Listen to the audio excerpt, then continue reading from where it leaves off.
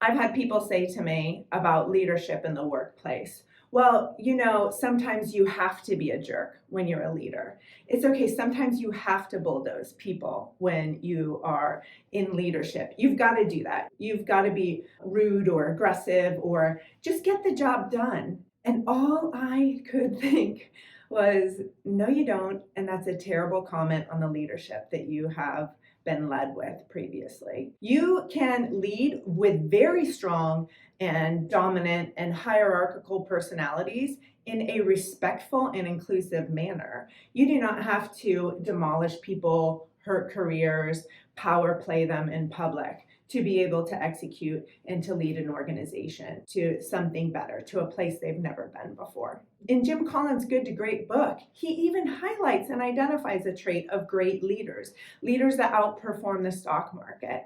And he used the phrase servant leaders because when they win, they said, look at what this team did. And when they lost, they took responsibility for it. So there is a difference between leaders that outperform the market, like servant leaders, systemically good leadership, like Jim Collins highlighted, and those that bulldoze and take over an organization. When you bulldoze your team, it erodes psychological safety, and it can also reduce the ability or the interest of your team to be performing and engaging at a high level.